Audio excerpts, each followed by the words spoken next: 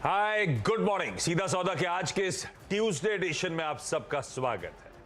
बिल्कुल एक flat opening के इंडिकेशंस आते हुए यूएस में कल वॉलेटाइल था, हल्की वीकनेस के साथ वहां के, और नैस्डैक में थोड़े पेन के साथ कामकाज की समाप्ति हुई। तो वो वीकनेस लिंगर करती हुई, और इसीलिए हम भी वो flattish opening, slightly in red opening की तरफ बढ़ रहे हैं। ऐसे में नीरज जी से जान लिया जाए पहले तो पिच का असल हाल क्या है, मूड है कैसा। Neeraj ji, good morning. Good morning आशीष।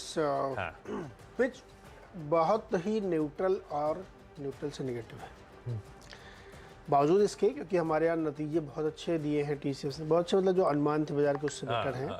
बड़ी बड़ी डील्स नहीं कर पाए, लेकिन छोटी छोटी डील्स के जरिए उन्होंने अच्छा काम किया है। तो इसलिए आईटी में बड़ी खुशी का माहौल है, और इन्फोसिस बाईबैक कर रहा था और बढ़िया माहौल, मज़ेदार माहौल हो गया।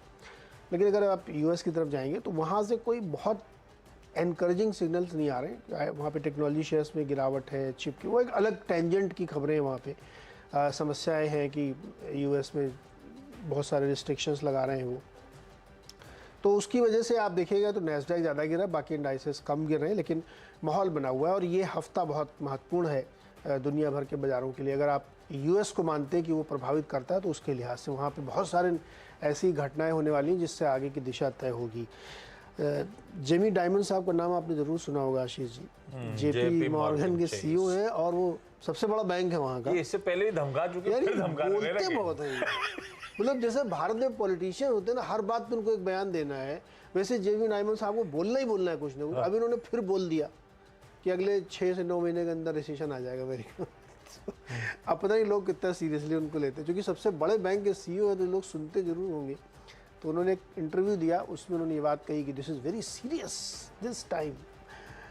फिर साथ में एक राइटर भी लगाते हैं कि नहीं, लोग ज़्यादा प्रिपेयर्ड हैं इस बार 8 के मुकाबले। तो अब पता नहीं उस बयान का कितना असर है, लेकिन हमने कहा आपको बता देता हूँ। तो उन्होंने ऐसी बात रखी है। तो इस कुल मिला के माहौल वहाँ का न्यूट्रल टू नेगेटिव है, लेकिन भारत पे आज हमको लगता है कि आईटी का जलवा रहेगा, तो उसी हिसाब से मार्केट को देखना चाहिए। लेकिन बहुत ज़्यादा कैरिड अवे नहीं होना चाहिए कि सब कुछ ठीक हो गया है। होश में अगर ट्रेडिंग करेंगे तो ज़्यादा पैसा बनेगा। पता है, मुझे तो एक डर है। कल पोजीशंस आईटी में बनी थी, आज हो सकता है खबरों की शुरुआत अच्छी हो और उसके बाद मोमेंटम स्टीम लूज आउट हो। मुझे ये डर है, मेरी टीम में आईटी होंगे, पर एक वर्ड ऑफ कॉशन के साथ। देखिए 0.25% ऊपर था कल। हाँ, किसी को मालूम था रिजल्ट अच्छा आने वाला, नहीं मालूम था, लेकिन लोगों ने होप में ट्रेड कर लिया है। यस, तो अगर वो होप ट्रेड आज फिजल आउट होता है तो पता नहीं आगे कैसे क्या होगा, लेकिन फिलहाल टीसीएस में नजर रखनी चाहिए। तो टीसीएस ही पहला स्टॉक मार देता हूँ। ग्रीन रखा तो है, पर टीसीएस में ऐसा कुछ नहीं है कि मैं एकदम खुशी से ग्रीन कह रहा हूं। ध्यान रखिएगा, जो क्वार्टरली परफॉर्मेंस है मोटा मोटी इन लाइन है। डॉलर रेवेन्यू एक्सपेक्टेशन थोड़ा सा म्यूटेड है, कांस्टेंट करेंसी एक्सपेक्टेशन से बेहतर निकल के आई।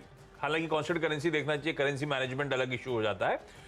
मार्जिन जैसे एक्सपेक्ट कर रहे थे उसमें 10-20 बेसिस पॉइंट ज्यादा है, तो बाजार उससे ही खुश है। पर Q2 की परफॉर्मेंस पूरे आईटी पैक की रेजिलेंट रहेगी तो सब मान के चल रहे थे। इम्पैक्ट अभी तो आना ही नहीं है। भरोसा जताना था मैनेजमेंट को आगे के आउटलुक को लेकर।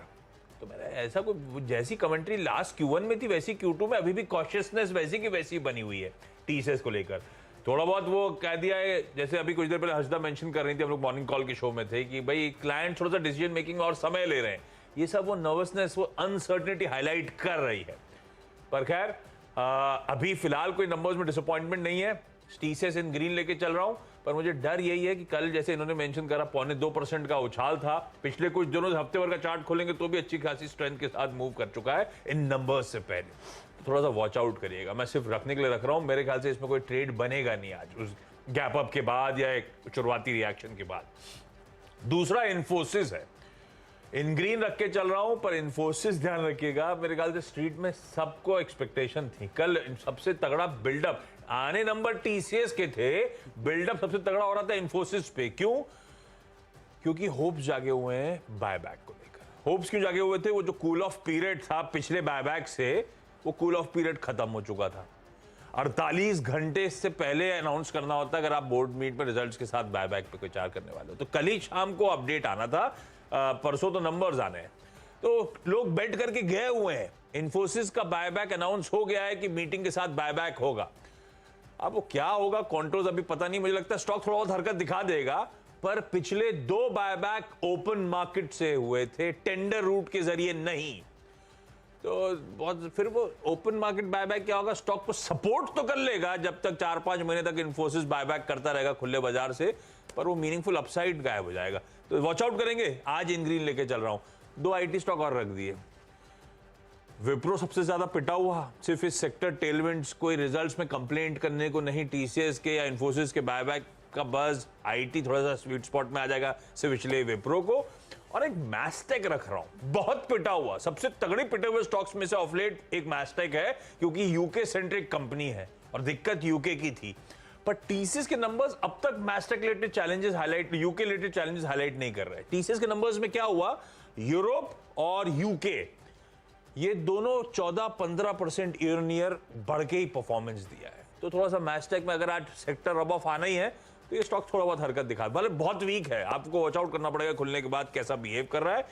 ये वो 4 आईटी के स्टॉक्स जिनमें मैं खुद मानता हूँ शायद सेकंड हाफ में उस तरह का जलवा रहे ना। फिर भी आपके स्टॉक्स नहीं, कभी कभी रहता भी ऐसा, कुछ जरूरी नहीं। हाँ, वॉच आउट करना पड़ेगा। ब्रोकरेज रिपोर्ट तो सारी बहुत पॉजिटिव है, उसके लिए एक आध को छोड़ दें तो।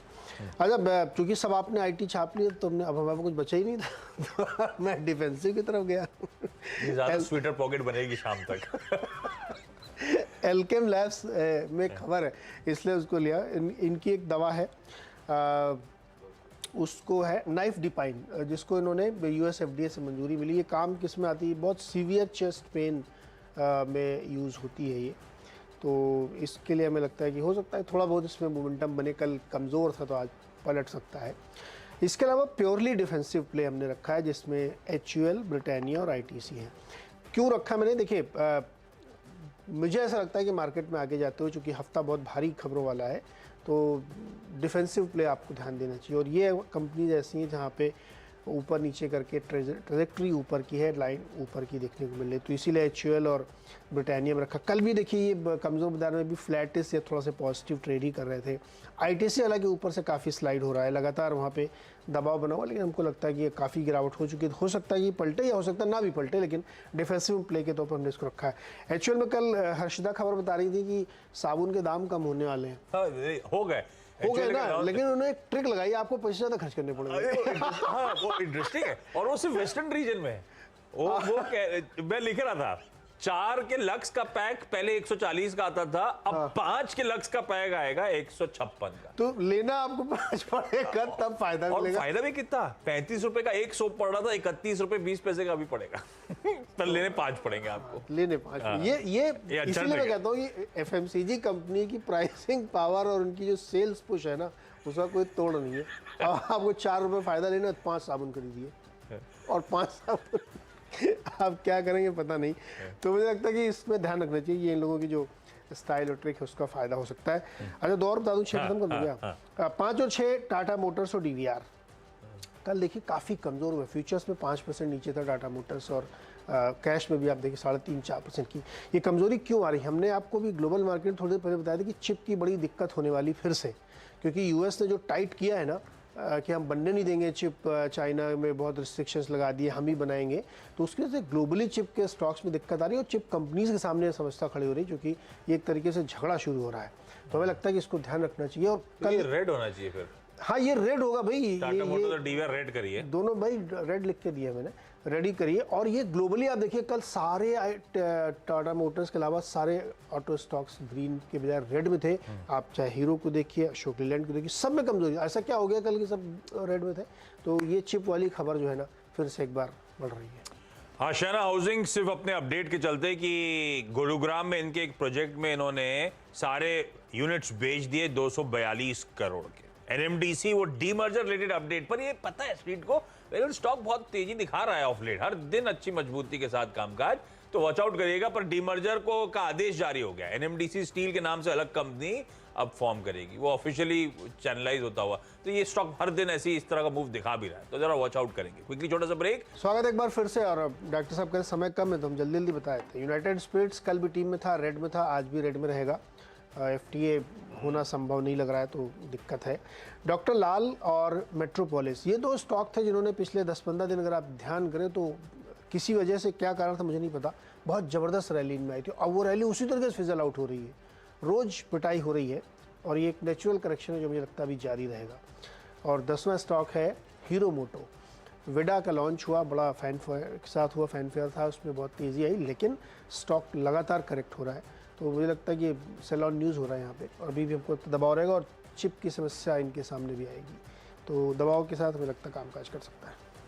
शिवा सीमेंट क्योंकि ग्रुप एसेट्स एक्वायर कर रहा है, कल जेएसडब्ल्यू सीमेंट ने इंडिया सीमेंट को एसेट्स को एक्वायर करने की खबर दे दी। एमतार टेक्नोलॉजीज को रेड लेके चल रहा हूँ, इसके प्रोमोटर्स रिलेटेड कंसर्न। अब प्रोमोटर्स में जो बिजनेस संभाल रहे हैं वो तो इंटैक्ट है, बाकी फैमिली में प्रोमोटर्स जो हैं काफी स्टेक बेच रहे हैं या फिर प्लेज कर रहे हैं। कल वो प्लेज का और अपडेट आ रहा था, ये ओवरहैंग कंटिन्यू हो रहा है स्टॉक के साथ, इसलिए थोड़ा मामला गड़बड़ाया हुआ है। बिजनेस अच्छा है। एनसीएल इंडस्ट्रीज रेड लेके चल रहा हूँ क्योंकि जो क्वार्टरली अपडेट आया वो वीक है। सीमेंट प्रोडक्शन साल दर साल 11% गिरा, डिस्पैचेस 11% गिरे, आरएमसी प्रोडक्शन 34% गिरा, और फाइनली जाते जाते बस एक ग्रीन लेके जा रहा हूँ। मुझे तो यूके के एफटीए का इसमें फर्क दिखता नहीं है। तो जीएम ब्रेवरीज आज नंबर्स आने हैं। आई एम अज्यूमिंग बॉम्बे में तो देसी के जलवे हैं वैसे, जब भी मुझे वहाँ दिखते हैं। आप लिकर शॉप के पास से जाओ और अगर कोई ट्रक खड़ा है तो उसमें जीएम के कंटेनर वो कार्टन ही खड़े दिखते हैं मुझे। तो होपिंग खैर नंबर्स रिलेटेड अजम्पशन, लेकिन इन ग्रीन लेके चल रहा हूँ। क्विकली छोटा सा ब्रेक के उस पार टीम्स का एक क्विक रैप।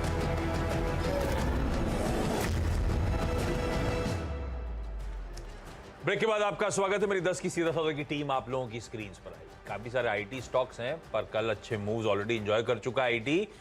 शायद गैप अप के साथ ये पॉकेट खुल जाए, उसके बाद सस्टेन होगी नहीं होगी, स्क्रीन पे वॉच आउट करने की जरूरत। इन्फोसिस, टीसीएस, विप्रो, मैस्टेक अलग अलग रीजन से। आशियाना हाउसिंग वो क्वार्टर अपडेट, वो सेल्स अपडेट के चलते। एनएमडीसी वो डीमर्जर की मंजूरी। शिवा सीमेंट क्योंकि ग्रुप एसेट्स एक्वायर कर रहा है। एमतार, एनसीएल अपने अपने कंसर्न्स के चलते रेड में रख रहा हूं, और जीएम ब्रेवरीज क्योंकि आज नंबर्स आने हैं और होपफुली बेहतर हो सकते हैं, पर ये वॉच आउट करिएगा, नंबर्स आने दीजिए, उसके बाद देखते हैं। इसको लेके ग्रीन चल रहा हूँ।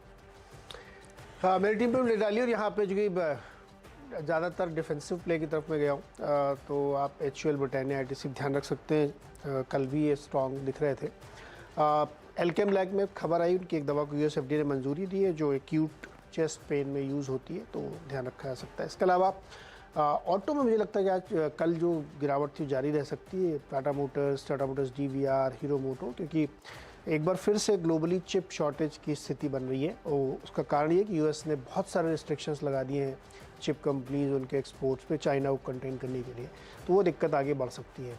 यूनाइटेड स्पिरिट्स में वीकनेस जारी रहेगी चूँकि वो डील टलती हुई दिख रही है। यूके के साथ FTA हो नहीं पा रहा अभी, उसमें बहुत सारी मुश्किलें आ रही हैं। डॉक्टर लाल और मेट्रोपोलिस पे ध्यान रखिएगा। एक बहुत ही बड़ी dream run rally without any reason के बाद अब लगातार उसमें बिकवाली है और ये भी हमको लगता है और कंटिन्यू रहेगी।